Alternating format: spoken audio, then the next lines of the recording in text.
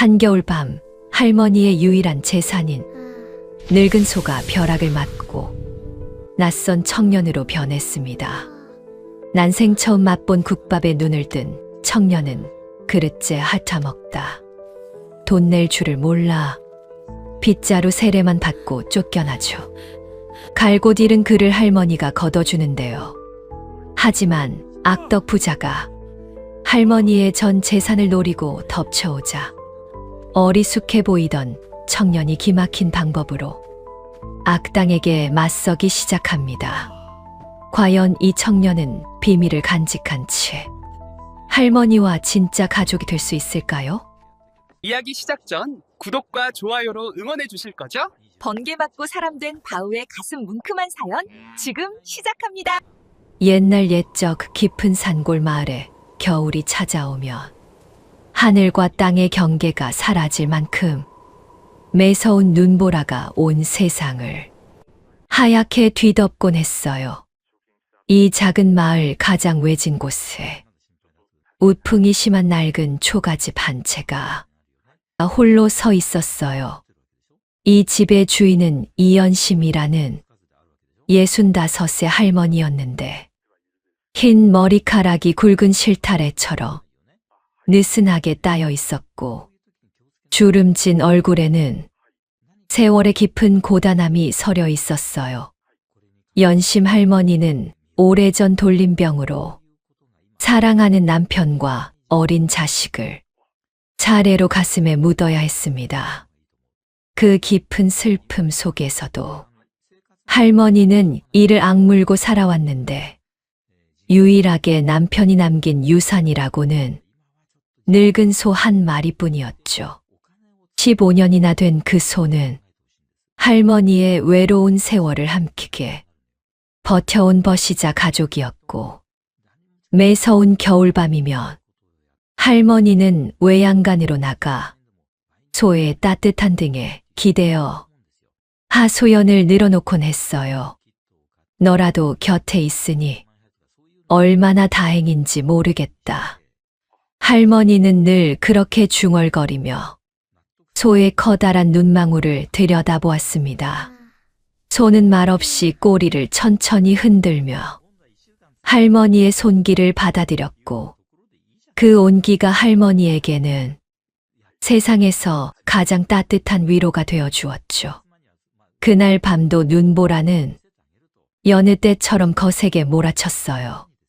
할머니는 방 안에서 무릎을 끌어안고 잠들어 있었고 외양간의 늙은 소는 여물통 옆에 웅크린 채 추위를 견디고 있었습니다. 하늘이 번쩍이며 벼락이 번쩍 떨어졌습니다. 이상한 일이었죠. 한겨울에 그것도 눈보라가 휘몰아치는 밤에 벼락이 내리치다니요. 마을 사람들은 잠결에 그 소리를 들었지만 꿈인가 싶어 다시 이불을 끌어당겼고 아무도 밖으로 나와 확인하려 하지 않았습니다. 하지만 그 기이한 겨울 벼락은 정확히 연심 할머니의 외양간 위로 내리쳤어요. 눈부신 벼락이 낡은 외양간 지붕 위로 내리꽂았고 그 안에 있던 늙은 소가 그대로 벼락을 맞고 말았습니다. 소는 잠깐 눈을 크게 떴다가 마치 깊은 잠에 빠져드는 것처럼 천천히 얼어붙은 집더미 위로 스르르 쓰러졌어요. 그렇게 길고 긴 밤이 지나갔습니다. 다음 날 아침이 되자 매서운 바람은 언제 그랬냐는 듯이 잦아들었고 맑은 겨울 햇살이 구름 사이로 비집고 나와 새하얀 눈밭을 반짝이게 만들었어요. 외양간 틈새로 따스한 햇살 한 줄기가 스며들어 왔고 그 빛이 닿는 자리에서 놀라운 일이 벌어지고 있었습니다. 소가 있던 바로 그 자리에 웬 건장한 청년이 눈을 뜨고 있었어요. 청년의 눈망울은 소처럼 크고 선했으며 어리둥절한 표정으로 자신의 손과 발을 번갈아 내려다보고 있었죠. 맨손을 들어 올려 손가락을 하나하나 꼼지락거려 보기도 하고 맨발을 움직여 발가락이 펴지는 것을 신기한 듯 바라보기도 했습니다. 이게 대체 무슨 일이지? 청년은 자신도 모르게 중얼거렸는데 그 목소리가 사람의 말로 또렷하게 나오자 깜짝 놀라 입을 틀어 막았어요. 어제까지만 해도 음매의 소리밖에 낼 수 없었는데 지금은 사람처럼 말을 할 수 있다니요. 청년은 비틀거리며 일어났습니다. 두 발로 선다는 것이 이렇게 어려운 일인지 처음 알았고 자꾸만 앞으로 고꾸라지려는 몸을 간신히 추스르며 중심을 잡았어요. 그러다 문득 배에서 거대한 소리가 나기 시작했습니다. 꼬르륵, 꼬르르르륵. 청년은 자신의 배를 내려다보며 고개를 갸웃거렸어요. 짐승일 때는 여물만 먹어도 버틸 수 있었는데 사람의 몸이 되니 허기가 이토록 극심하게 밀려올 줄은 몰랐습니다. 청년은 본능적으로 먹을 것을 찾아 눈 쌓인 마을 장터 쪽으로 발걸음을 옮겼어요. 꽁꽁 언 발이 눈밭을 밟을 때마다 뽀드득 뽀드득 소리가 났고 찬바람이 얇은 옷차림에 청년을 사정없이 핥히었습니다. 그래도 청년은 멈추지 않았어요. 코끝에서 느껴지는 구수한 냄새가 자꾸만 발걸음을 재촉했기 때문이었죠. 마을 장터에 도착하니 주막 가마솥에서 뜨끈한 장국밥이 보글보글 끓어오르고 있었습니다. 하얀 김이 모락모락 피어오르며 공기 중에 퍼져나갔고 청년은 그 냄새에 홀린 사람처럼 멈춰섰어요. 마치 천상의 음식이 코앞에 있는 것만 같았고 침이 꿀꺽꿀꺽 넘어갔습니다. 청년은 빈자리에 털썩 주저앉았어요. 주막 아낙네가 뜨끈한 국밥 한 그릇을 내오자 청년은 얼어붙은 손으로 그릇을 움켜쥐었어요. 그런데 국물 속에 둥둥 떠다니는 고깃덩이들이 눈에 들어오는 순간 청년의 숟가락이 멈칫했습니다. 왠지 모르게 묘한 죄책감이 밀려왔어요. 어제까지만 해도 자신도 내 발 달린 짐승이었는데 같은 처지였을 녀석을 먹어도 되는 걸까요? 청년은 잠시 숟가락을 든 채 고민에 빠졌지만 코끝을 간지리는 구수한 국물 냄새가 자꾸만 이성을 흔들어 놓았습니다. 결국 한 숟가락 국물을 홀짝 맛보는 순간 청년의 눈이 휘둥그레졌어요.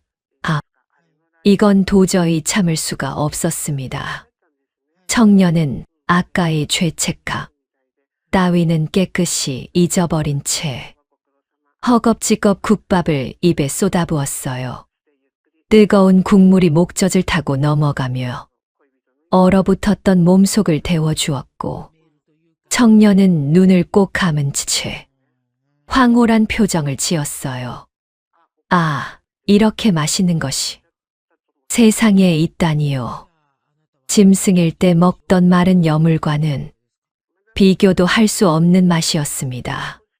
청년은 국밥 한 그릇을 순식간에 비워버렸고 그릇 바닥까지 싹싹 핥듯이 긁어먹었어요. 그때 주막 주인이 다가와 손을 내밀었습니다. 이보시오. 밥값 내시구려. 청년은 해맑은 얼굴로 고개를 갸웃거리며 주인을 바라보았어요.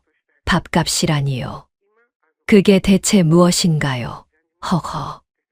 이 사람 왜 이러시오. 국밥 드셨으니 돈을 내셔야지요. 주인이 다시 한번 손바닥을 펴보였지만 청년은 여전히 무슨 말인지 모르겠다는 듯 빙긋 웃기만 했습니다. 청년은 돈이라는 걸 아예 모르고 있었으니까요. 아니, 이런 밥도둑이 다 있나. 화가 머리끝까지 치민 주인이 빗자루를 들고 호통을 쳤어요. 청년은 깜짝 놀라 뒤로 물러났고 주인의 빗자루가 허공을 가르며 휙휙 소리를 냈습니다. 당장 나가시오. 돈도 없이 밥을 처먹다니. 에이. 결국 청년은 매서운 겨울바람이 부는 주막 밖으로 쫓겨났어요. 영문도 모른 채 내쫓긴 청년은 어리둥절한 표정으로 장터를 빠져나왔고 눈 쌓인 낯선 길을 이리저리 헤매기 시작했습니다. 해가 뉘엿뉘엿 질 무렵 청년의 발걸음이 무언가에 이끌리듯 한 방향으로 향하기 시작했어요. 청년 자신도 왜 그런지 알 수 없었지만 발걸음이 저절로 그 집 쪽으로 향하고 있었습니다.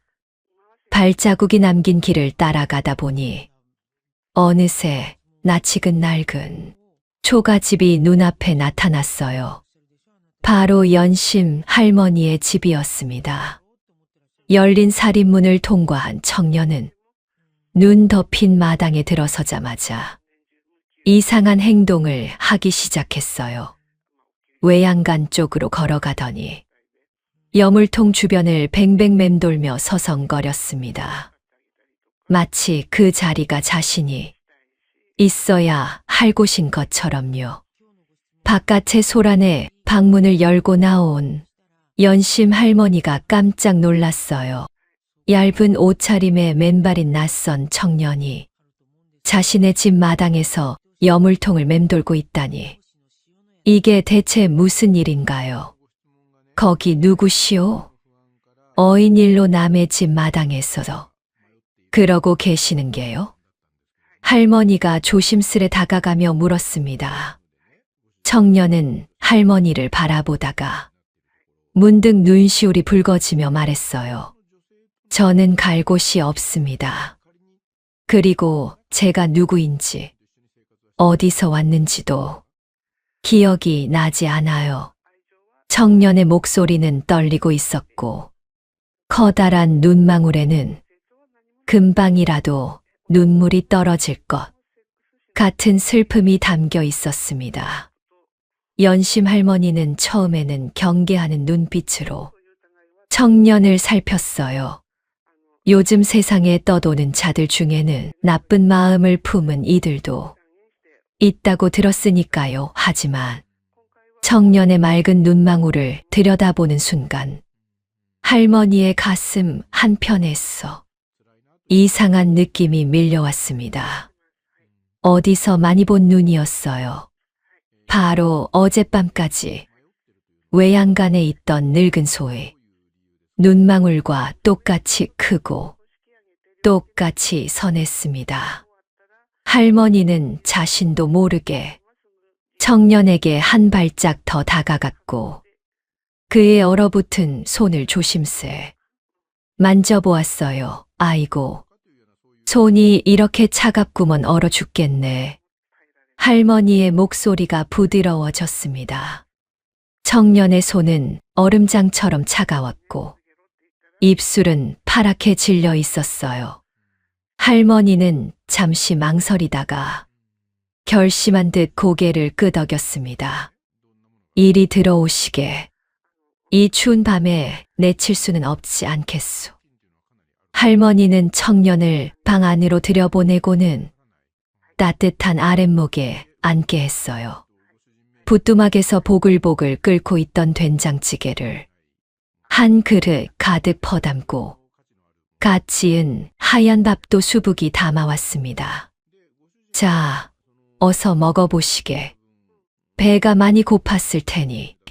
청년은 할머니가 내민 밥상을 받아들고 눈물을 글썽이며 밥을 먹기 시작했어요. 밥알 하나하나가 입 안에서 녹아내리는 것 같았고 따뜻한 된장찌개, 국물이 목젖을 타고 넘어갈 때마다 몸 구석구석이 살아나는 기분이었습니다. 청년은 말없이 밥을 비웠고 할머니는 그런 청년을 물끄러미 바라보며 가슴이 찡해졌어요. 자네, 이름은 있는가? 이름이요. 저는 제 이름도 모르겠습니다. 청년이 고개를 숙이며 대답했어요. 할머니는 잠시 생각에 잠기더니 문득 옛 추억이 떠오른 듯 눈을 반짝였습니다. 그러면 내가 이름을 하나 지어주겠네. 바우라고 부르겠소. 바위처럼 든든하고 굳건하라는 뜻이지. 청년. 아니, 이제 바우가 된 청년은 고개를 들어 할머니를 바라보았어요. 바우라, 참 좋은 이름이옵니다. 바우는 처음으로 환하게 웃었고 그 웃음에서 할머니는 또다시 자신의 늙은 소가 풀을 뜯으며 평화롭게 있던 모습을 떠올렸습니다. 이상한 인연이었지만 할머니는 그것을 하늘이 맺어준 연이라고 받아들이기로 했어요. 밥을 다 먹은 바우가 방을 나서려는데 마당 한가운데 이상한 광경이 눈에 들어왔습니다.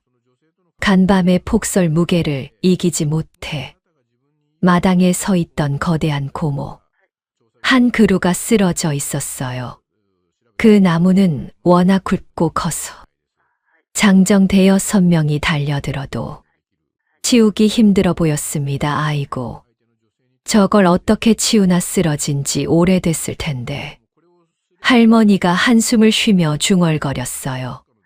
그런데 바우가 갑자기 성큼성큼 나무 쪽으로 다가가더니 두 손으로 나무 줄기를 움켜잡았습니다.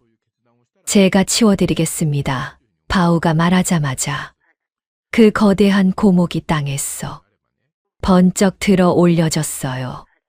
할머니는 눈이 휘둥그레지며 입을 떡 벌렸습니다. 세상에, 저런 힘이 어디서 나오는 것인가요?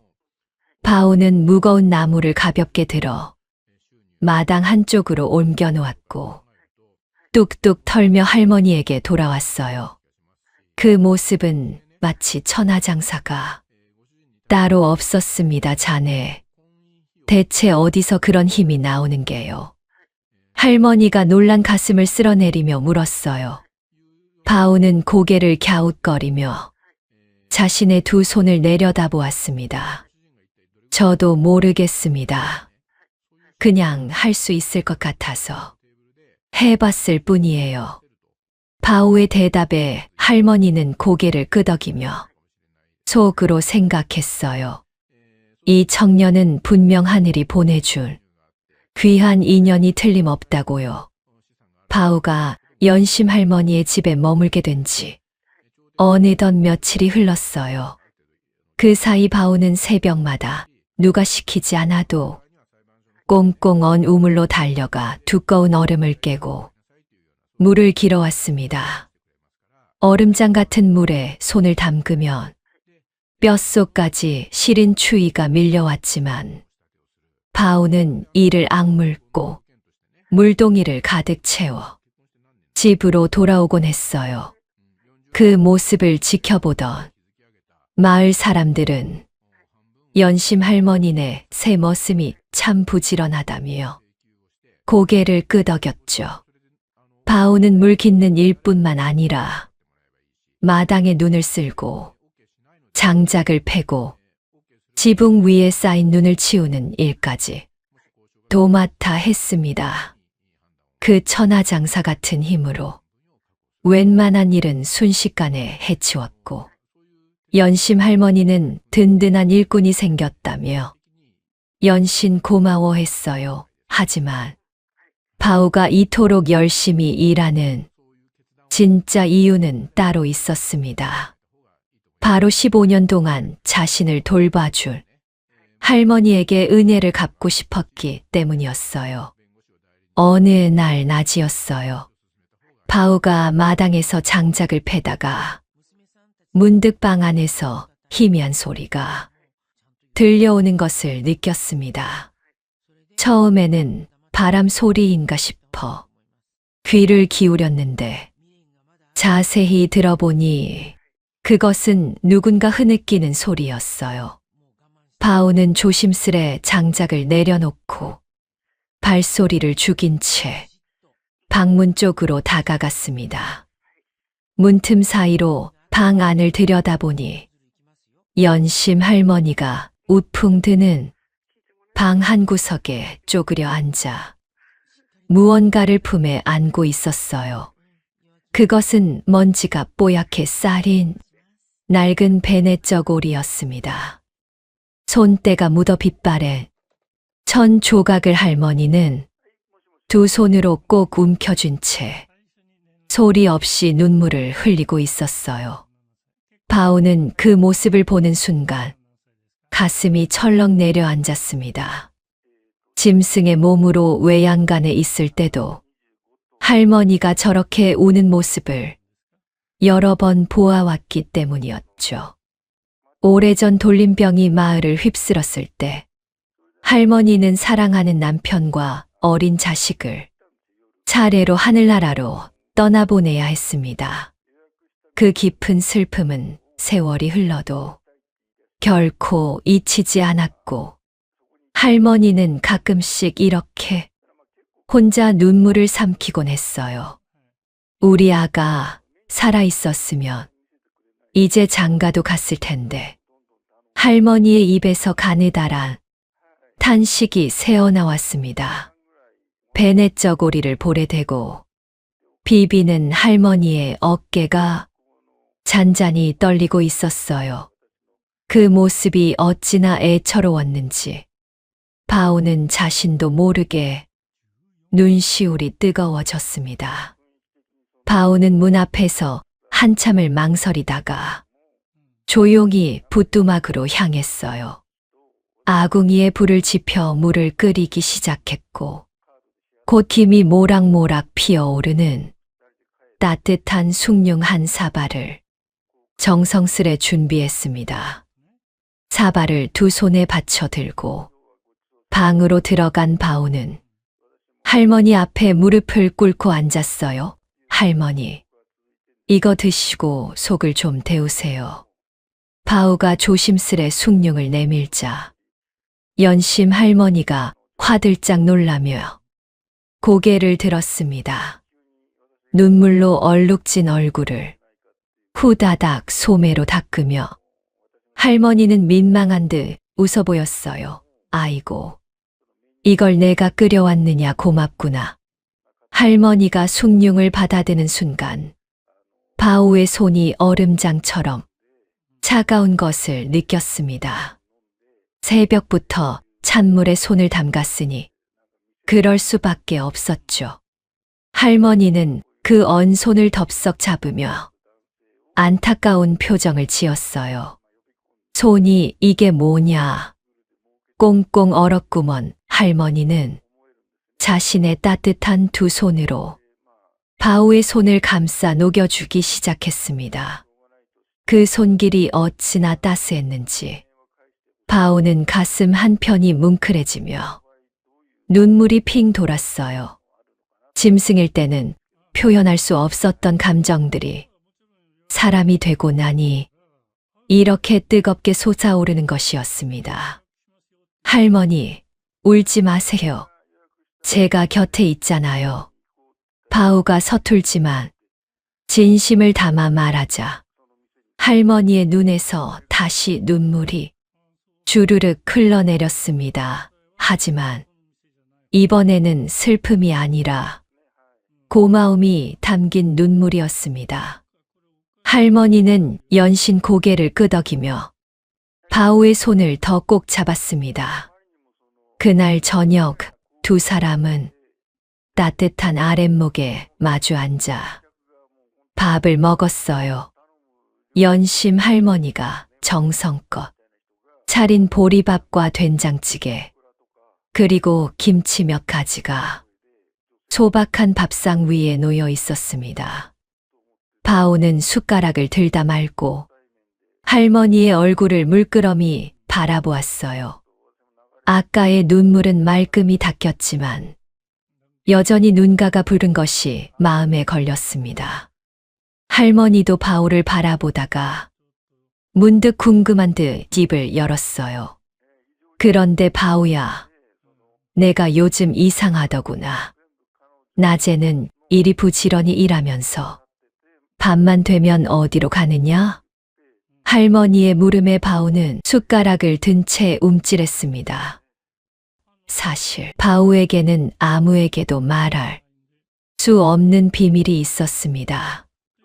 해가 지고 어둠이 내리면 바오의 몸은 다시 소로 변했습니다. 그래서 밤마다 외양간으로 가서 소의 모습으로 밤을 보내야 했죠. 하지만 이 사실을 할머니에게 말할 수는 없었어요. 만약 자신이 그 늙은 소라는 것을 알게 되면 할머니가 얼마나 놀라실지 몰랐기 때문입니다. 바오는 잠시 머뭇거리다가 기지를 발휘해 입을 열었어요. 사실은 은혜를 갚고자 밤마다 훈장님 댁 마당에 눈을 쓸어드리고 있습니다. 바오가 또박또박 말을 이었습니다. 그러면서 어깨너머로 글도 익히고 오지요. 언젠가 할머니한테 글을 읽어드리고 싶어서요. 이것은 바오가 지어낸 거짓말이었어요. 하지만 할머니를 걱정시키지 않기 위한, 그리고 자신의 정체를 숨기기 위한 어쩔 수 없는 선택이었습니다.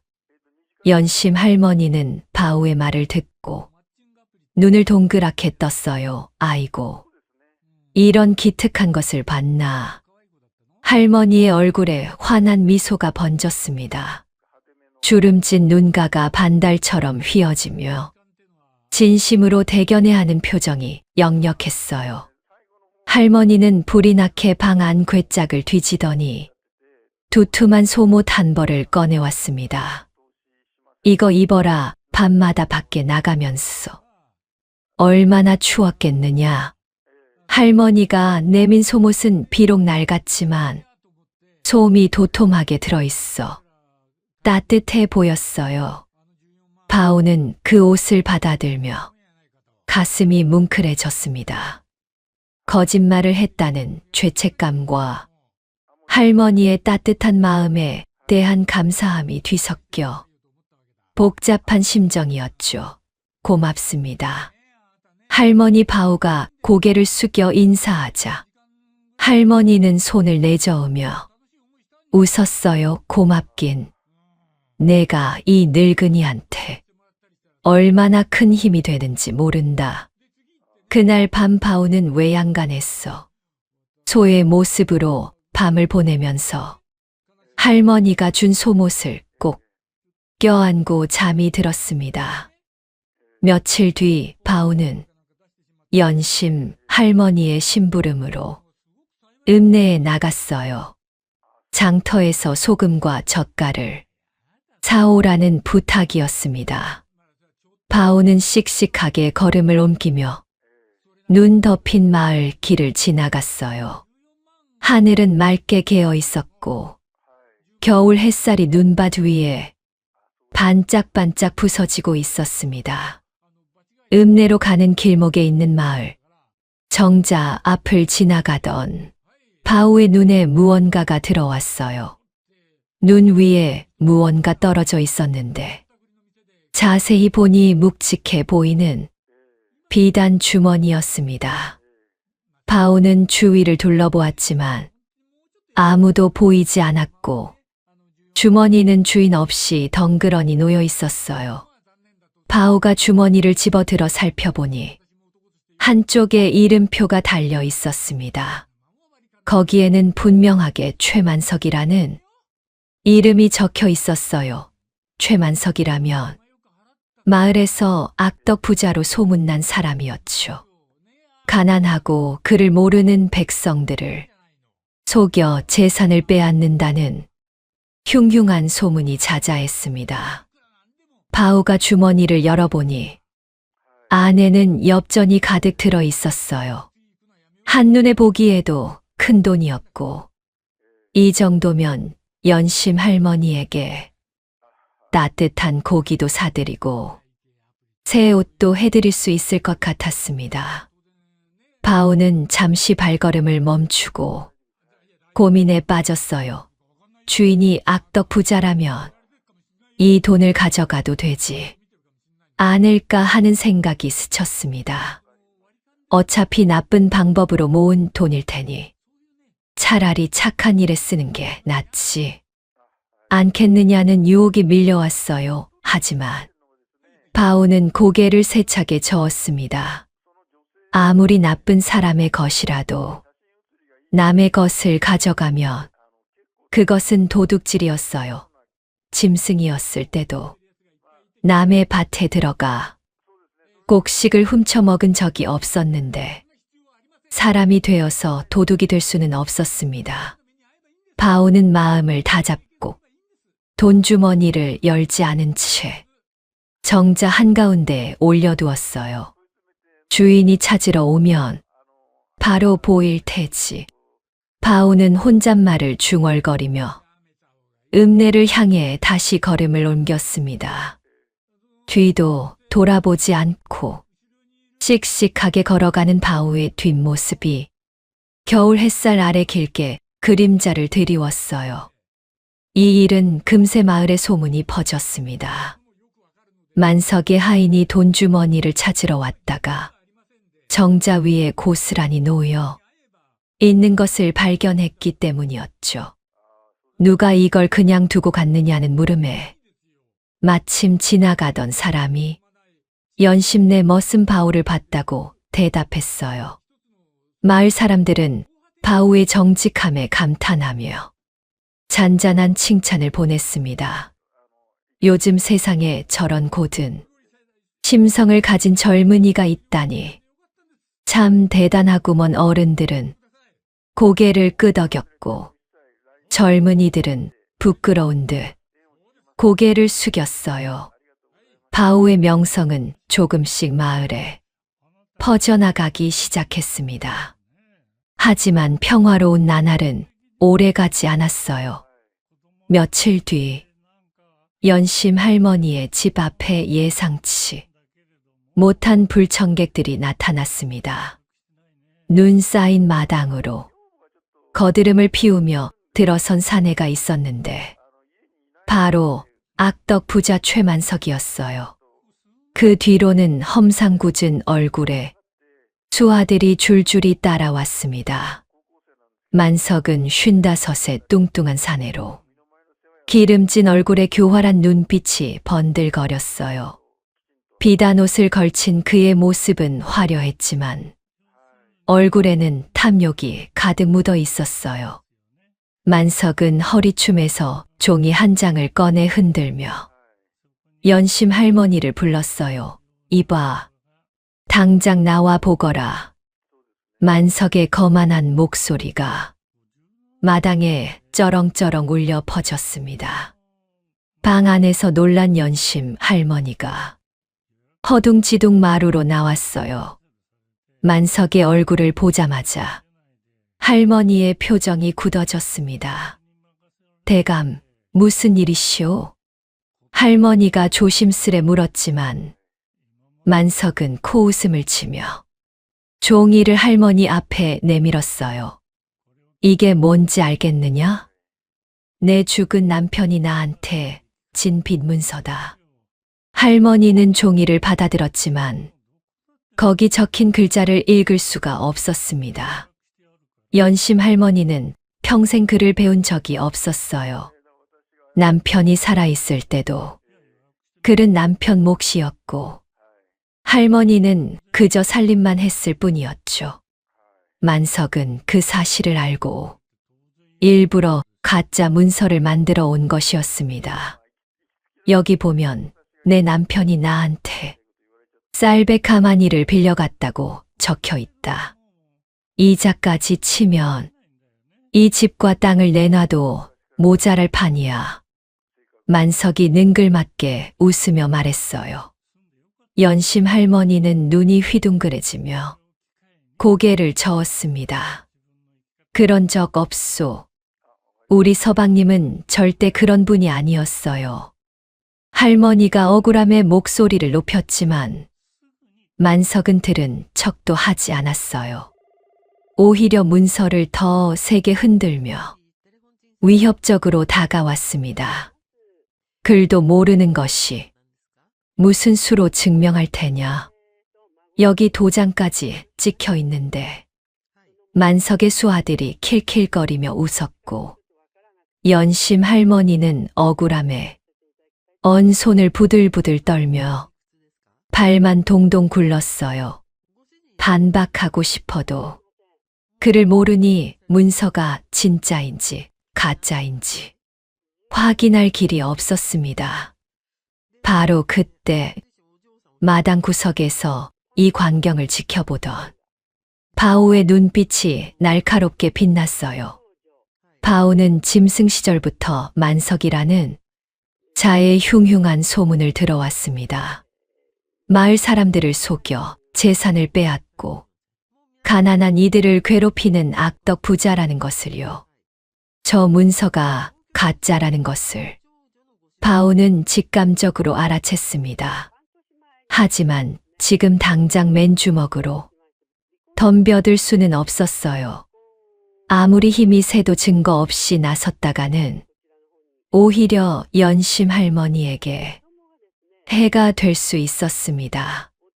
바오는 재빨리 머리를 굴리며 다른 방법을 생각했어요. 그러다 문득 좋은 생각이 떠올랐습니다. 바오는 일부러 커다란 물동이를 들고 만석 일행 쪽으로 걸어갔어요. 빙판이 된 마당을 조심조심 걷는 척하면서 사실은 만석이 들고 있는 빈 문서를 노리고 있었죠.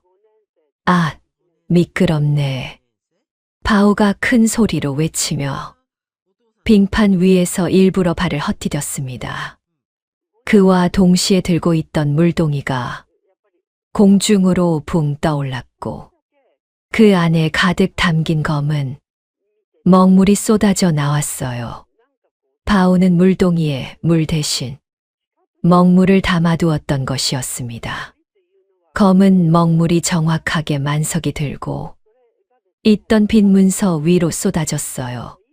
하얀 종이가 순식간에 시커멓게 물들었고 거기 적혀 있던 글자들이 모조리 번져버렸습니다. 만석은 눈이 휘둥그레지며 소리를 질렀어요. 이놈. 내가 감히. 만석의 얼굴이 분노로 시뻘겋게 달아올랐습니다. 하지만 바오는 해맑은 표정으로 연신 허리를 숙이며 사과했어요. 아이고, 죄송합니다. 빙판이 어찌나 미끄럽던지 제가 그만 발을 헛디뎠네요. 바오의 얼굴에는 미안한 기색이 역력했지만 눈빛만은 날카롭게 빛나고 있었습니다. 만석은 분을 사기지 못하고 이를 악물었지만 망가진 문서를 보며 발을 동동 굴렀어요. 두고 보거라. 증서를 다시 써서 소라도 끌고 갈 테니 각오해라. 만석은 독한 말을 뱉으며 수아들을 이끌고 씩씩거리며 돌아갔습니다. 그 뒷모습이 마당 밖으로 사라질 때까지 바오는 묵묵히 서서 지켜보았어요. 이제 겨우 시간을 벌었을 뿐 진짜 싸움은 이제부터 시작이었습니다. 만석은 빈 문서가 먹물에 번져버리자 분을 사기지 못하고 씩씩거리며 돌아갔어요. 하지만 만석의 눈빛은 쉽게 물러설 자의 것이 아니었어요. 만석은 돌아가는 길에 수아들에게 으름장을 놓으며 중얼거렸어요. 두고 봐라. 증서를 다시 써서라도 저 늙은이네 소라도 끌고 올 테니. 만석의 독한 말이 차가운 겨울 공기 속으로 흩어졌습니다. 연심 할머니네 집에는 다시 불안한 기운이 감돌기 시작했어요. 며칠 뒤의 일이었습니다. 바오는 연심 할머니의 심부름으로 마을 서당 근처를 지나가고 있었어요.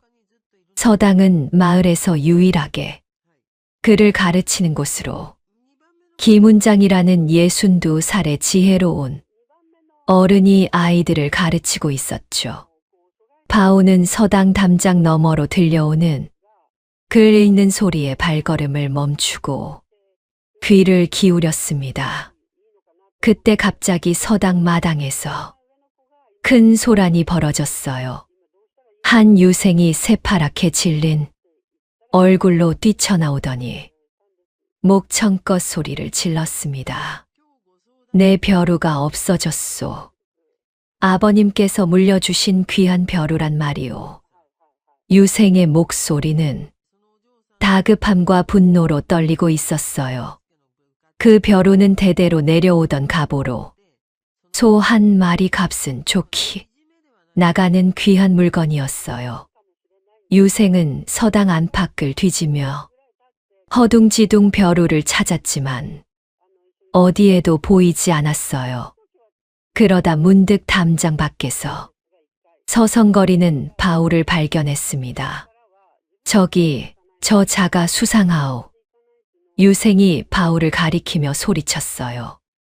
마을 사람들이 하나둘 모여들기 시작했고 모두의 시선이 바울에게 집중되었습니다. 저 자는 연심내 머슴이 아니오?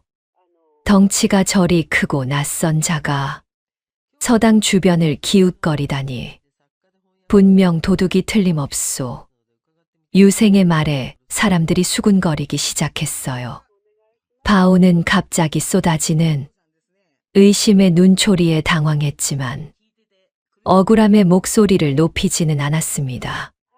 사실 바오는 서당에서 들려오는 글 읽는 소리가 좋았어. 잠시 발걸음을 멈춘 것뿐이었어요.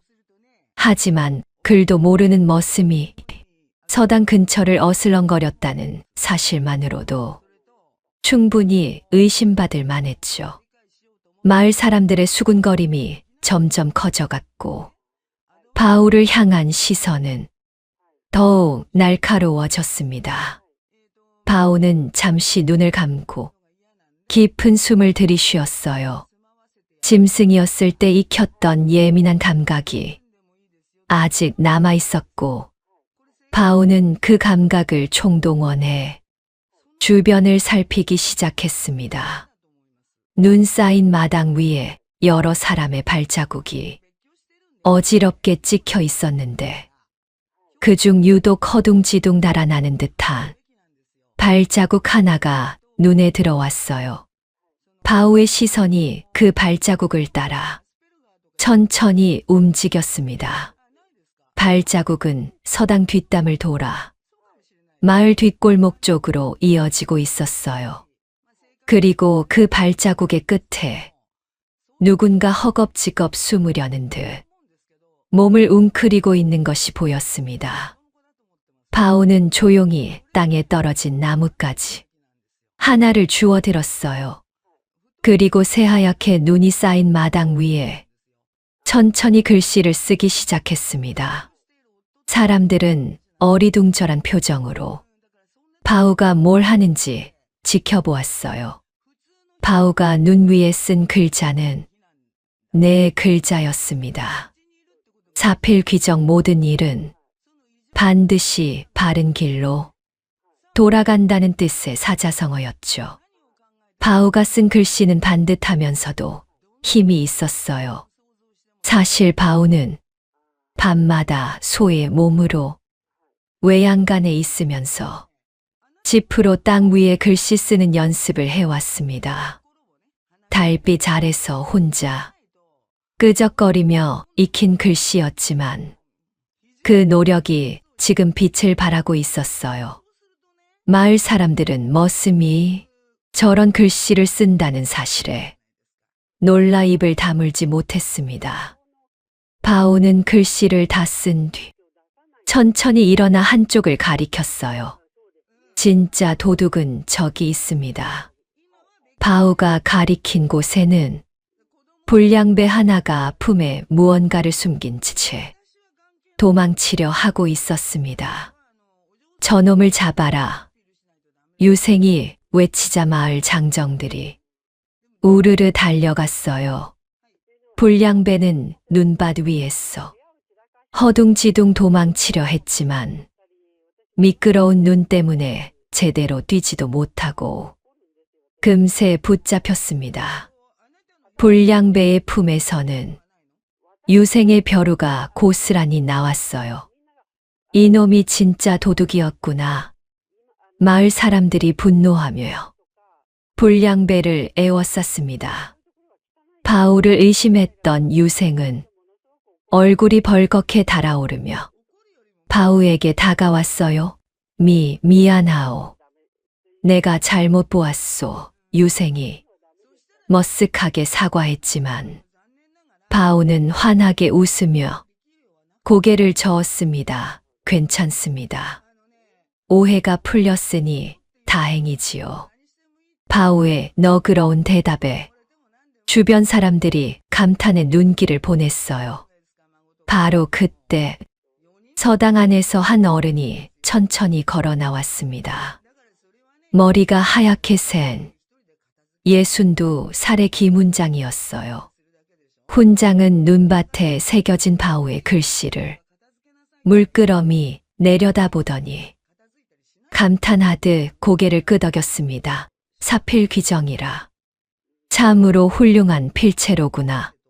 훈장의 눈빛이 바우를 향해 빛났어요. 자네, 어디서 글을 배웠는가? 바우는 잠시 머뭇거리다가 솔직하게 대답했습니다. 따로 스승이 있었던 것은 아니옵니다. 그저 어깨너머로 보고 혼자 익혔을 뿐이지요. 바우의 대답에 훈장은 더욱 감탄하며 수염을 쓸어내렸어요. 어깨너머로 이 정도 필체를 익혔단 말인가. 자네는 분명 영특한 재주를 타고났구나. 훈장은 잠시 생각에 잠기더니 바우의 어깨를 다정하게 두드렸습니다. 내 자네를 제자로 받아들이겠네. 틈틈이 서당에 들러 글을 배우도록 하게. 바우는 믿기지 않는 표정으로 훈장을 올려다보았어요. 머슴 신분인 자신을 제자로 받아준다니 꿈만 같은 일이었습니다. 바우는 깊이 허리를 숙여 인사했어요. 감사합니다.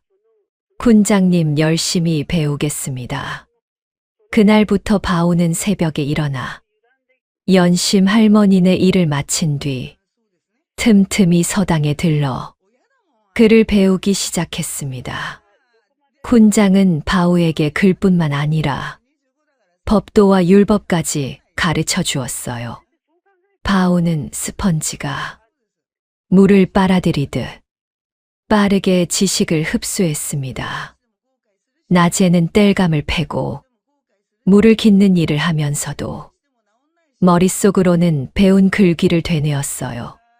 밤에는 소의 몸으로 외양간에 누워 낮에 배운 것들을 곱씹으며 잠이 들었습니다. 그렇게 바우는 힘만 센 머슴에서 지혜로운 청년으로 조금씩 성장해 갔어요. 시간은 흘러 어느덧 깊은 겨울이 되었습니다. 입김이 하얗게 피어오르는 추운 밤이었어요. 연심 할머니는 만석 일당에 끊임없는 위협에 시달리며 마음이 지쳐 있었습니다. 낮에도 만석의 수아들이 집 앞을 어슬렁거리며 무언의 압박을 가했고 할머니는 불안에 떨며 하루하루를 보내고 있었어요. 그날 밤도 할머니는 잠을 이루지 못했습니다. 방 안에서 뒤척이다 결국 이불을 걷어차고 일어났어요. 발걸음이 저절로 외양간 쪽으로 향했습니다. 할머니에게 외양간의 늙은 소는 세상에서 유일하게 마음을 털어놓을 수 있는 존재였으니까요. 외양간 문을 열자 찬바람이 확 밀려왔어요. 하지만 할머니는 아랑곳하지 않고 안으로 들어갔습니다. 손은 집더미 위에 웅크린 채 잠들어 있었는데 할머니의 발소리에 천천히 눈을 떴어요. 사실 그 손은 바우였지만 할머니는 그 사실을 알 리 없었습니다. 할머니는 소의 곁에 털썩 주저앉았어요. 그리고 소의 따뜻한 등에 기대며 한숨을 내쉬었습니다. 아이고, 이 늙은이는 어찌하면 좋으냐. 할머니의 목소리는 지쳐 있었고 눈가에는 이미 눈물이 그렁그렁 맺혀 있었어요. 서방님도 떠나고 우리 아가도 떠나고 이제 내 곁에는 정말 너 하나뿐이구나. 할머니가 소의 목덜미를 쓰다듬으며 말했습니다. 따뜻한 손길이 소의 거친 털 사이로 스며들었어요. 소의 몸속에 있는 바오는 그 말을 들으며 가슴이 찢어지는 것 같았습니다. 짐승일 때부터 할머니의 외로움을 지켜봐 왔지만 이렇게 직접 속마음을 듣는 것은 또 다른 아픔이었어요. 바오는 소의 커다란 눈에서 뜨거운 눈물이 주르르 흘러내리는 것을 느꼈습니다. 눈물방울이 차가운 바닥에 떨어지자 순식간에 얼어붙었어요. 할머니는 그것을 보고 깜짝 놀랐습니다. 어머나, 내가 우는 거냐? 말 못하는 짐승이 눈물을 흘리다니. 할머니는 소의 눈가를 닦아주며 더욱 서럽게 울기 시작했어요. 그렇게 둘은 차가운 외양간 안에서 서로의 온기에 기대어 긴 밤을 견뎠어요. 바오는 할머니를 지키겠다는 결심을 더욱 굳건히 하면서 소의 몸으로 할머니의 곁을 묵묵히 지켰어요. 그 밤은 유난히 길고 추웠지만 두 사람의 마음만은 따뜻했습니다. 며칠 뒤 끔찍한 일이 벌어졌어요. 눈이 무릎까지 쌓인 깊은 밤이었습니다. 만석의 수아들이 밧줄과 쇠사슬을 들고 연심 할머니네 집 담장을 소리 없이 넘었어요. 발소리를 죽이고 눈밭을 헤치며 외양간 쪽으로 다가갔습니다. 외양간 안에서 잠들어 있던 소가 인기척에 눈을 떴어요. 수아들이 거친 손으로 소의 목에 쇠사슬을 걸려고 하자 소는 격렬하게 고개를 흔들며 저항했습니다. 하지만 장정 여럿이 달려들어 억지로 밧줄을 동여맸어요. 소는 끌려가는 것보다 먼저 할머니께 이 일을 알리고 싶었어요. 목청껏 울부짖기 시작했어요. 음매에 처절한 울음소리가 캄캄한 눈보라 속으로 퍼져나갔습니다. 방 안에서 잠들어 있던 연심 할머니가 그 소리에 화들짝 깨어났어요. 무슨 일이냐? 할머니는 버선발로 차가운 마당에 뛰쳐나왔습니다. 눈앞에 펼쳐진 광경에 할머니는 심장이 멎는 것 같았어요. 낯선 장정들이 자신의 소를 억지로 끌고 나가려 하고 있었습니다. 놔라. 내 소를 놔. 할머니가 미끄러운 눈밭을 뛰어가며 소리쳤어요. 하지만 장정들은 아랑곳하지 않고 소를 질질 끌었습니다. 할머니는 필사적으로 소의 고삐를 붙잡았어요. 얼음장 같은 밧줄이 할머니의 손을 베었지만 할머니는 놓지 않았습니다. 제발. 이 소만은 안 돼. 이것만 있으면 내가 살 수 있어. 할머니의 애원이 눈보라 속에 흩어졌어요. 하지만 장정들의 힘은 할머니가 감당하기엔 너무 셌습니다. 결국 할머니는 힘에 밀려 차가운 눈밭에 나동그라졌어요. 손에서 놓친 밧줄이 허공에서 팽팽하게 당겨졌고 손은 대문 밖으로 끌려 나갔습니다. 손은 끌려가면서도 계속해서 연심 할머니를 향해 슬픈 울음소리를 냈어요. 하얀 입김이 뿜어져 나왔고 커다란 눈에서는 눈물이 흘러내렸습니다. 바오는 소의 몸 안에서 할머니를 향해 외치고 싶었지만 목구멍에서는 짐승의 울음소리만 나올 뿐이었어요. 연심 할머니는 눈밭에 쓰러진 채 소의 뒷모습을 바라보았습니다. 쏟아지는 눈발 사이로 소의 모습이 점점 작아져 갔어요. 그리고 마침내 하얀 눈보라 속으로 완전히 사라져 버렸습니다. 안 돼. 안 돼. 할머니의 처절한 울부짖음이 밤하늘에 울려 퍼졌어요. 할머니는 차가운 눈반 위에서 하늘이 무너진 것처럼 오열했습니다. 주먹으로 언 땅을 치며 통곡했고 눈물이 얼어붙은 땅 위로 뚝뚝 떨어졌어요. 마지막 남은 가족 같은 존재를 빼앗긴 할머니의 슬픔은 이루 말할 수 없었어요. 밤새도록 울부짖는 할머니의 곡소리가 마을 전체에 메아리 쳤어요. 하지만 무서운 만석의 보복이 두려워 아무도 선뜻 나서지 못했습니다. 그렇게 가장 길고 가장 슬픈 밤이 깊어져만 갔어요.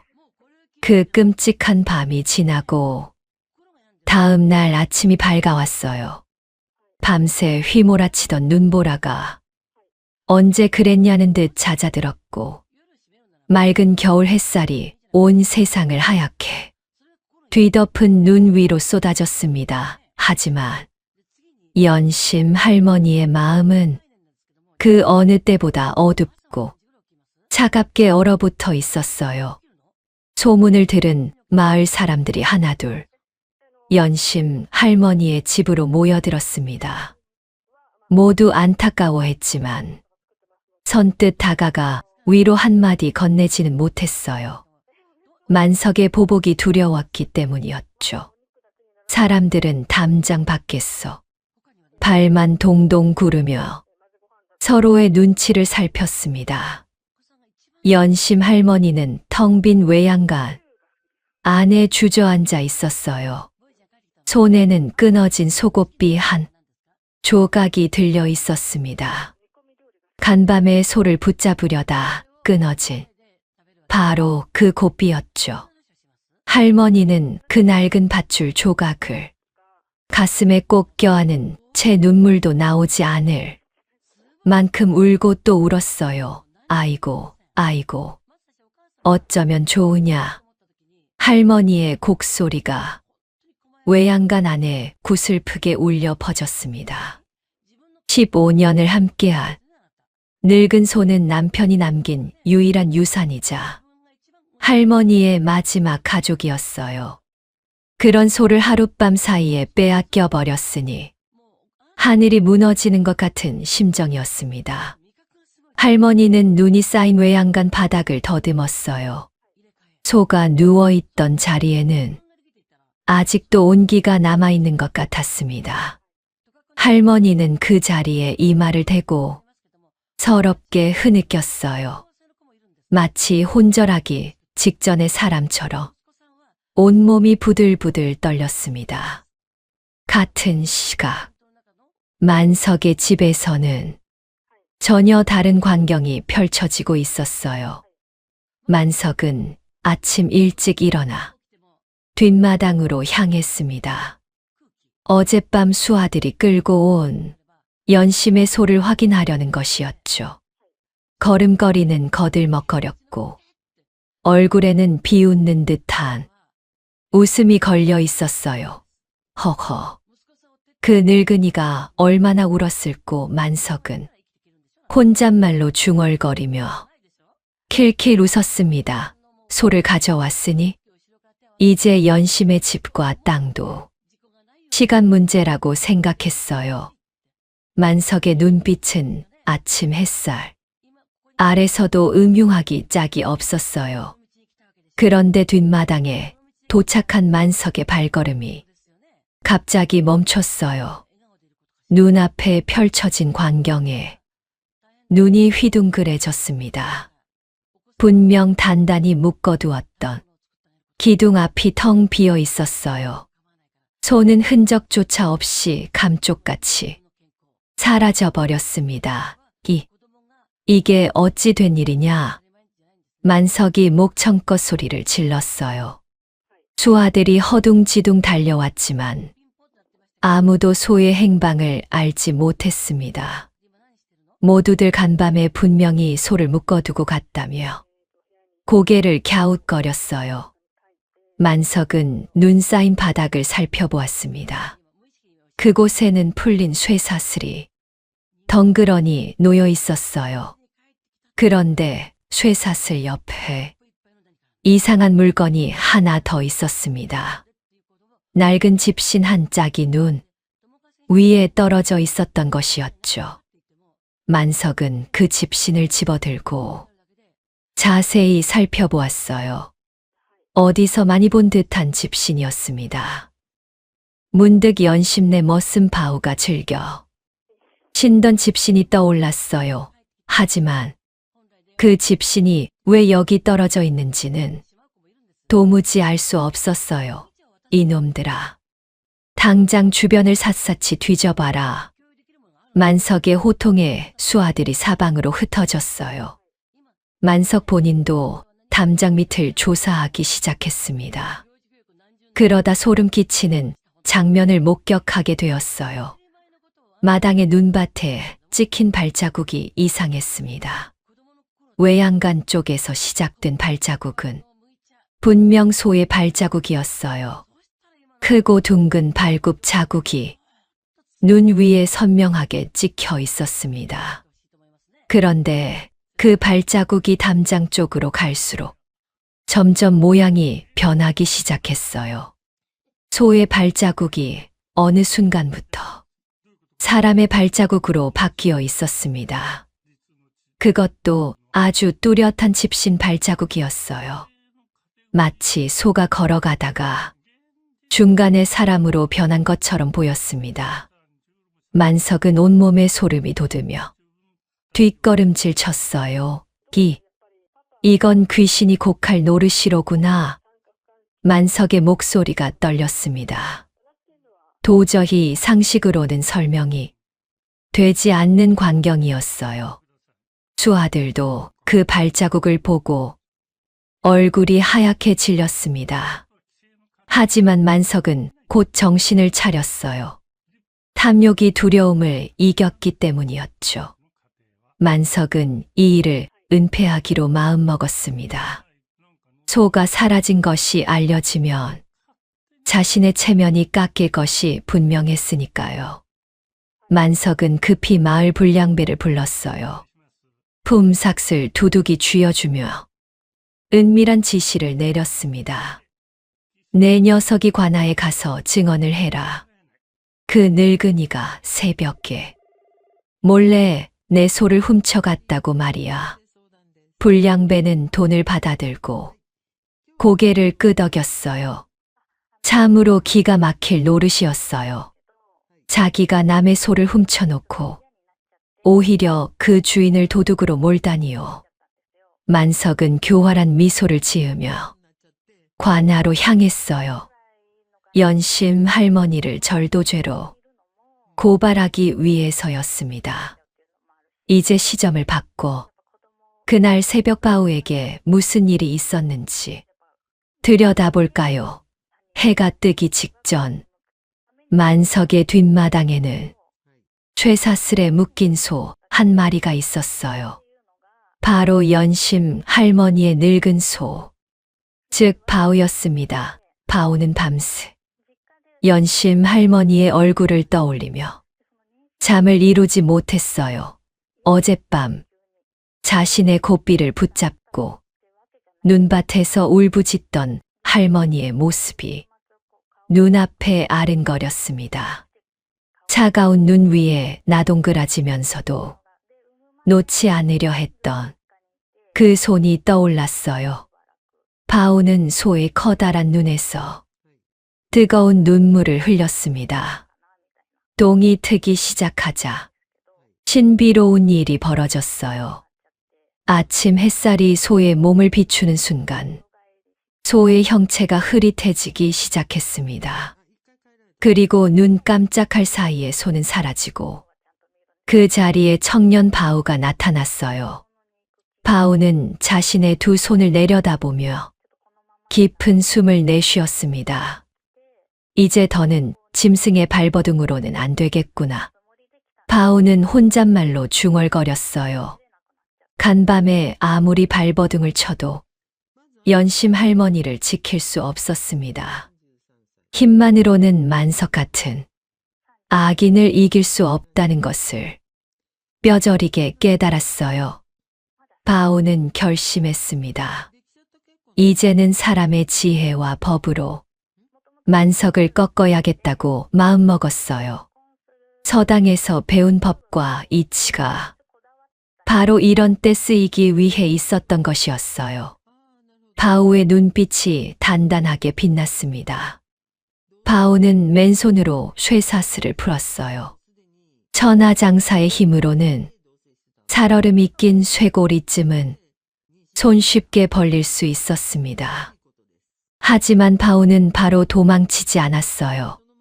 대신 조용히 만석의 집 안쪽으로 발걸음을 옮겼습니다. 바오는 소리 없이 만석의 곳간 쪽으로 잠입했어요.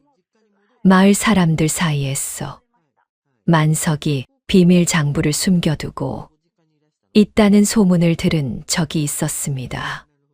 그 장부만 있으면 만석의 악행을 만천하에 드러낼 수 있을 터였어요. 바오는 살금살금 곳간 안으로 들어갔습니다. 곳간 안은 어둡고 습했어요.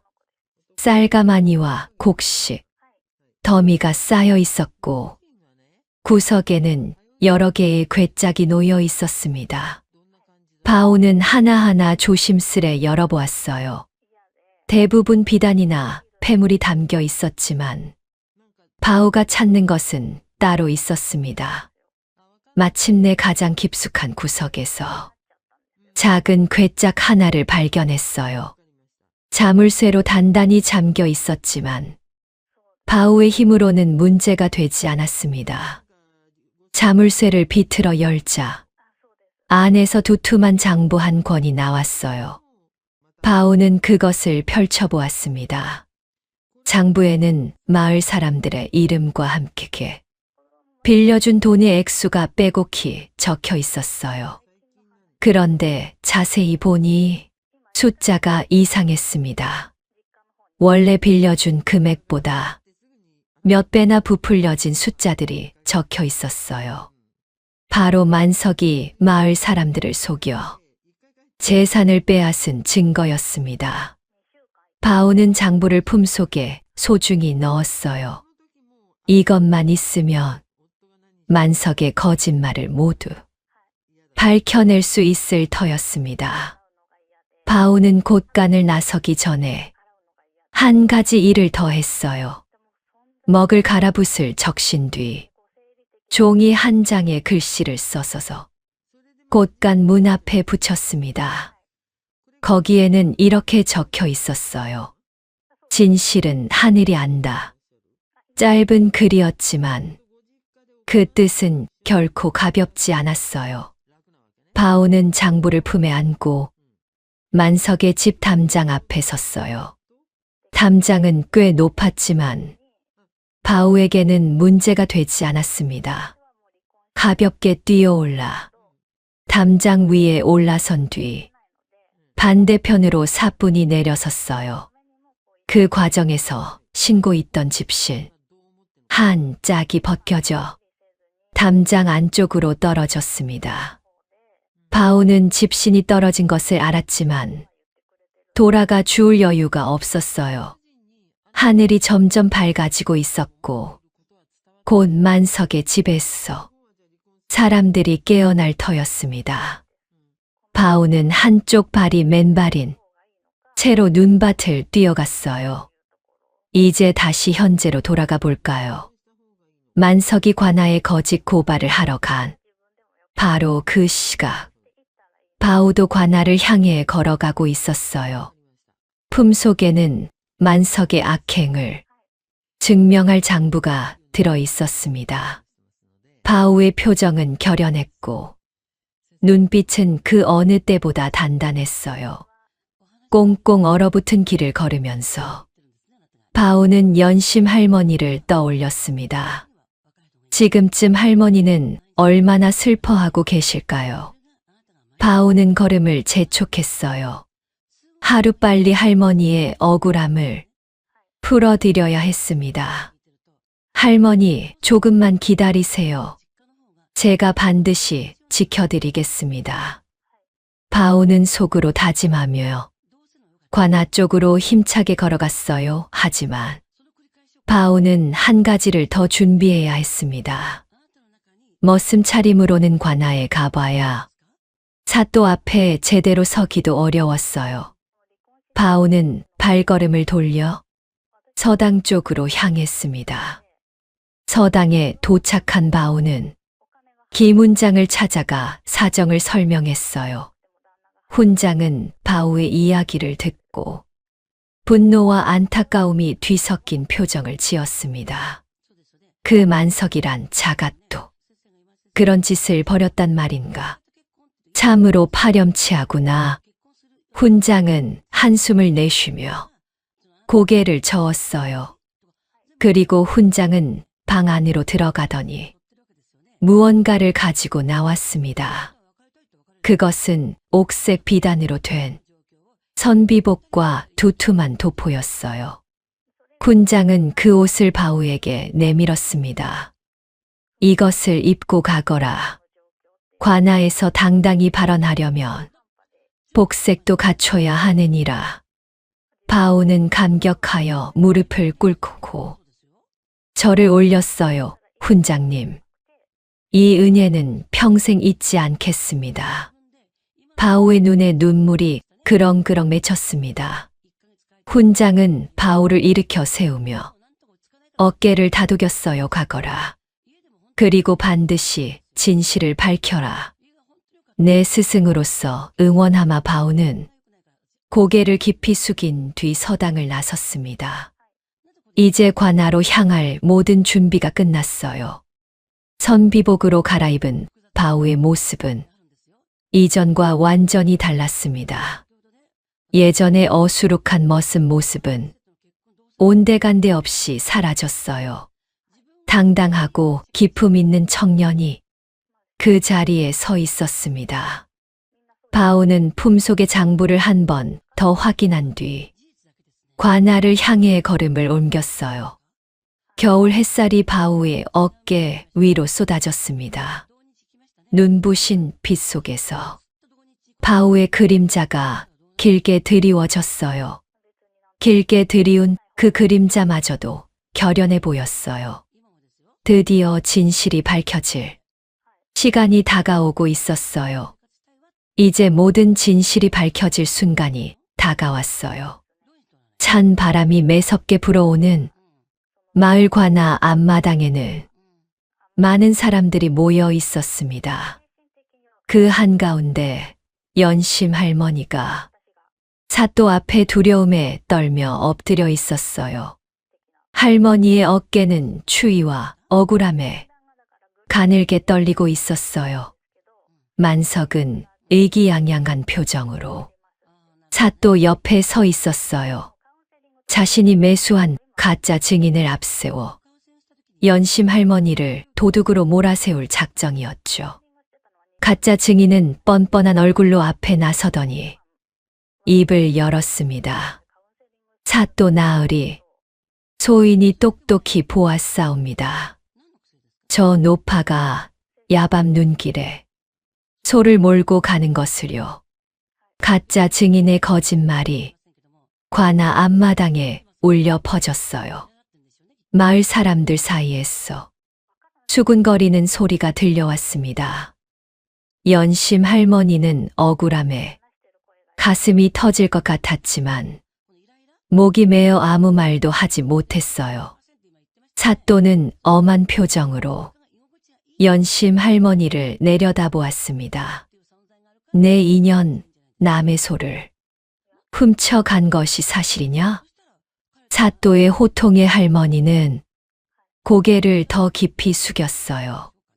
억울하다고 외치고 싶었지만 글도 모르고 증거도 없는 할머니로서는 어찌할 도리가 없었습니다. 구경하던 마을 사람들도 발만 동동 구르고 있었어요. 모두들 연심 할머니가 그런 짓을 했을 리 없다는 것을 알고 있었습니다. 하지만 만석의 권력이 두려워 아무도 선뜻 나서지 못했어요. 사람들은 답답한 마음에 눈시울만 붉히고 있었어요. 바로 그때였습니다.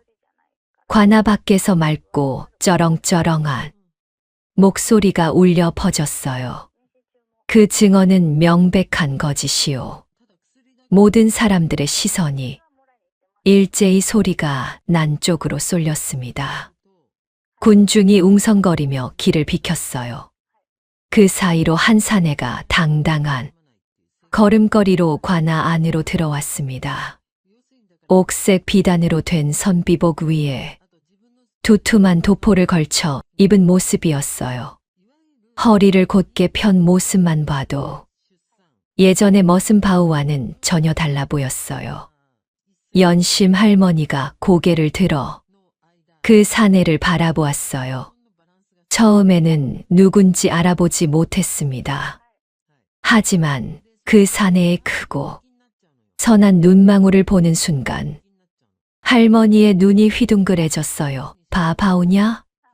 할머니의 입에서 믿기 어렵다는 뜻한 목소리가 흘러나왔습니다. 어리숙했던 머슴의 모습은 온데간데 없이 사라지고 기품을 갖춘 선비가 그 자리에 서 있었어요. 마을 사람들도 저것이 정녕 연심네 머슴 바우가 맞느냐며 수군거렸습니다. 바우는 먼저 사또에게 깍듯이 예를 갖추었어요. 허리를 깊이 숙여 절을 올린 뒤 또박또박한 목소리로 말했습니다. 사또 나으리, 소인이 이 사건의 진실을 밝힐 증거를 가지고 왔사옵니다. 바우의 목소리는 떨림없이 단단했어요. 바우는 품속에서 두툼한 장부 한 권을 꺼내 사또에게 바쳤습니다. 이것은 만석 대감의 곳간에서 가져온 진짜 장부이옵니다. 여기에는 만석 대감이 마을 사람들을 어떻게 속여왔는지가 고스란히 적혀 있사옵니다. 사또는 장부를 받아들고 천천히 훑어보기 시작했어요. 바우는 서당에서 배운 법과 셈법을 바탕으로 조목조목 따져 말하기 시작했어요. 나으리, 이 장부를 보시옵소서. 원래 빌려준 금액은 쌀 10가마니인데 장부에는 100가마니로 적혀 있사옵니다. 바우가 장부의 숫자를 하나하나 짚어가며 말했어요. 만석 대감은 그를 모르는 백성들을 상대로 이자를 10배씩 부풀려 기록했사옵니다. 이것은 명백한 문서 위조이옵니다. 바우의 조목조목한 설명에 사또의 표정이 점점 굳어졌어요. 장부에 적힌 숫자들이 얼마나 터무니없이 조작되었는지 한눈에 알 수 있었습니다. 만석의 얼굴이 새파랗게 질려갔어요. 자신의 비밀 장부가 어떻게 저 머슴 손에 들어갔는지 도무지 이해가 되지 않았습니다. 만석은 더듬거리며 변명을 늘어놓으려 했어요. 사또 나으리, 저것은 가짜이옵니다. 저 천한 머슴놈이 날 조한 것이요. 만석이 목소리를 높였지만 바오는 조금도 흔들리지 않았습니다. 바오는 조금도 흔들리지 않고 가짜 증인 쪽으로 시선을 돌렸어요. 그리고 저 증인에게 한 가지 묻겠사옵니다. 바오가 가짜 증인을 똑바로 바라보며 물었어요. 그대는 눈보라가 몰아치던 캄캄한 야밤에 연심 할머니가 소를 몰고 가는 것을 보았다 했소. 그런데 한 치 앞도 보이지 않던 그 어둠 속에서 어찌 그리 정확히 사람의 얼굴을 알아보았단 말이오? 가짜 증인의 얼굴이 하얗게 질렸어요. 바오의 말이 정곡을 찔렀기 때문이었습니다. 그날 밤은 눈보라가 얼마나 거세게 몰아쳤던지 코앞에 있는 사람도 알아보기 힘들 정도였어요. 그것은 가짜 증인이 더듬거리며 말을 잇지 못했습니다. 바오가 한 발 더 다가서며 목소리를 높였어요. 솔직히 말하시오. 그대는 만석 대감에게 돈을 받고 거짓 증언을 한 것이 아니오? 바오의 눈빛이 매섭게 빛났습니다. 명백한 증거와 흔들림 없는 기세 앞에 가짜 증인은 더 이상 버틸 수 없었어요.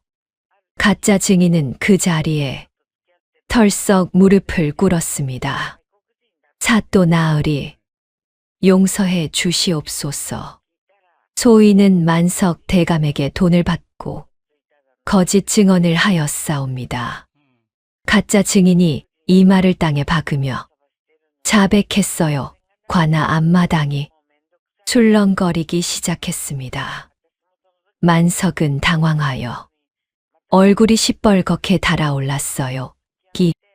이놈이 무슨 헛소리를. 내가 언제 돈을 주었단 말이냐. 만석이 버럭 소리를 질렀지만 이미 판세는 바오 쪽으로 넘어간 뒤였어요. 사또가 자리에서 벌떡 일어났어요. 만석. 네 이놈. 선량한 백성을 속이고 거짓 고발까지 하다니. 이 무슨 파렴치한 짓이냐.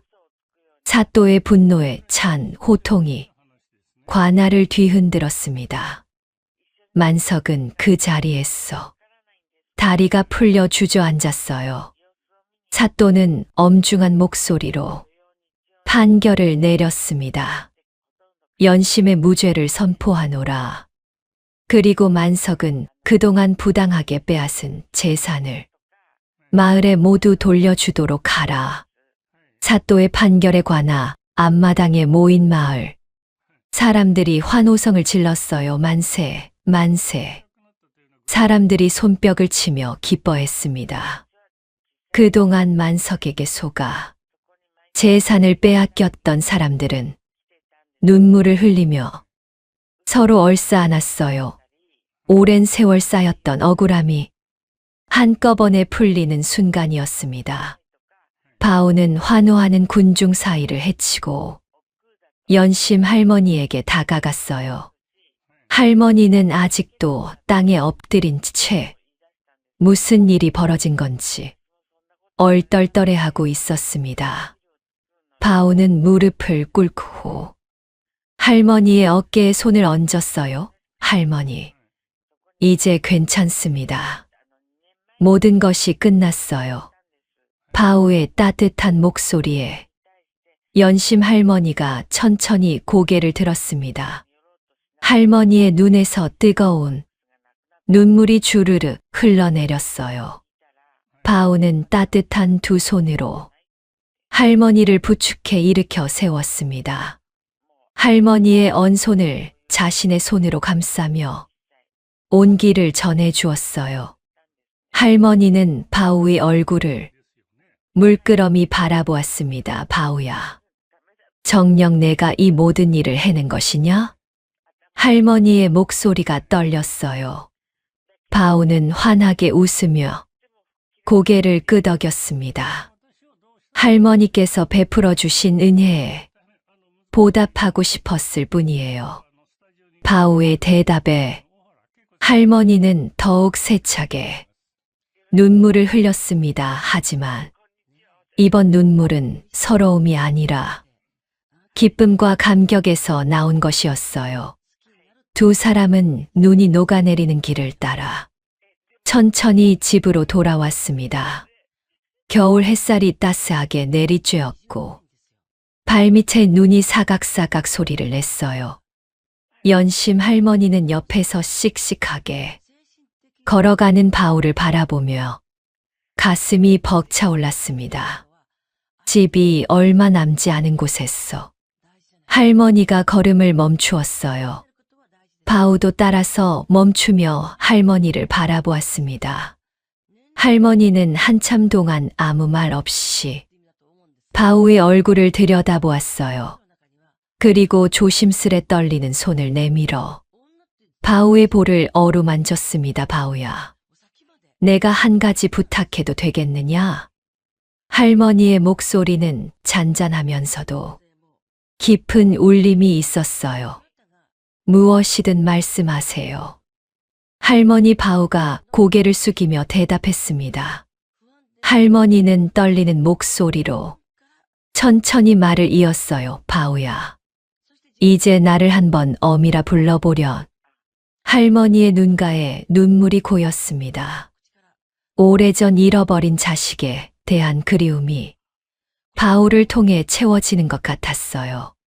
그 순간 바오의 가슴 속에 눌러 담아 두었던 감정이 한꺼번에 터져 나왔어요. 짐승의 몸으로 15년을 살면서 한 번도 내뱉지 못했던 말이었어요. 사람이 되고 나서도 감히 입에 담지 못했던 그 한마디가 목구멍까지 차올랐습니다. 바오의 눈에서 뜨거운 눈물이 쏟아져 내렸어요. 짐승으로 살아오며 속으로만 삼켜야 했던 서름이 한꺼번에 북받쳐 올랐어요. 바오는 생전 처음으로 큰 목소리로 외쳤어요. 어머니. 바오의 외침이 눈 덮인 마을 전체에 울려 퍼졌습니다. 연심 할머니는 그 한마디에 그 자리에서 주저앉을 것처럼 몸이 흔들렸어요. 바오가 얼른 할머니를 부축하며 품에 안았습니다. 두 사람은 눈 쌓인 길 위에서 서로를 꼭 껴안은 채 한참을 울었어요. 지나가던 마을 사람들도 그 모습을 보며 눈시울을 붉혔습니다. 그날 밤 신비로운 일이 벌어졌어요. 바오가 잠이 들었을 때 꿈속에서 환한 빛이 바오를 감쌌습니다. 하늘에서 들려오는 듯한 목소리가 말했어요. 내 효심이 지극하니 하늘 또한 이를 가엾고 기특하게 여겼노라. 이제부터 너는 더 이상 짐승의 몸으로 돌아가지 않을 것이다. 영원히 사람으로 살아가거라. 바오가 눈을 떴을 때 해가 중천에 떠 있었어요. 분명 밤이 지나면 서로 변해야 했는데 여전히 사람의 모습 그대로였습니다. 바오는 자신의 손을 바라보며 믿기지 않는 표정을 지었어요. 그리고 그날 밤도 그 다음 날 밤도 바오는 서로 변하지 않았습니다. 하늘이 바오의 효심에 감동하여 내린 기적이었어요. 바오는 이제 완전한 사람으로서 새로운 삶을 시작하게 되었습니다. 몇 년의 세월이 흘렀어요. 바오는 김 훈장의 가르침을 받아 훌륭한 훈장이 되었습니다. 마을 아이들에게 글과 도리를 가르치며 존경받는 어른이 되었어요. 또한 건실한 농사꾼으로서 연심 할머니의 밭을 일구며 풍족하게 살림을 꾸렸습니다. 연심 할머니는 이제 더 이상 외롭지 않았어요. 든든한 아들 바우가 곁에 있었으니까요. 두 사람은 따뜻한 아랫목에서 밥상을 마주하고 앉아 도란도란 이야기를 나누곤 했습니다. 어머니, 국이 식기 전에 드세요. 바우가 국그릇을 할머니 앞으로 밀어주었어요. 할머니는 주름진 얼굴, 가득 미소를 머금으며 고개를 끄덕였습니다. 그래, 우리 아들 덕분에 내 말년이 이리 행복하구나. 할머니의 눈가에 행복한 눈물이 맺혔어요. 바오는 그런 할머니를 바라보며 가슴 깊은 곳에서 따뜻함이 솟아오르는 것을 느꼈습니다. 한때 겨울 벼락이 만들어낸 기적은 이렇게 아름다운 결말을 맺었어요. 짐승의 몸에 갇혀 말 한마디 못하던 소가 사람이 되어 효자가 되었고, 외로웠던 할머니는 든든한 아들을 얻었습니다. 결국 세상에서 가장 큰 기적은 서로를 향한 따뜻한 마음에서 비롯되는 것이었어요. 두 사람은 그렇게 평생 서로를 아끼며 행복하게 살았습니다. 은혜를 갚으려 기적처럼 사람이 된 늙은 소 바우의 이야기. 여러분은 어떻게 들으셨는지요? 저는 짐승의 몸으로도 주인의 눈물을 외면하지 않고 지혜롭게 은혜를 갚는 모습을 보며 대가 없이 베푼 진시한 사랑이 얼마나 위대한 힘을 갖는지 깊이 깨달았습니다. 뿌린 대로 거두고 베푼 선의는 반드시 더 큰 복으로 돌아온다는 옛말이 참으로 맞는 것 같습니다. 살면서 겪는 모진 눈보라도 나를 온전히 믿어주는 단 한 사람만 있다면 우리는 너끈히 이겨낼 수 있습니다. 오늘 들려드린 이야기가 여러분의 고단한 하루에 따스한 아랫목 같은 위로가 되었기를 바랍니다. 가시는 길에 구독과 좋아요 한 번씩 부탁드리며 오늘 하루도 고생 많으셨습니다. 편안하고 따뜻한 하루 보내시길 바랍니다. 포근야담이었습니다.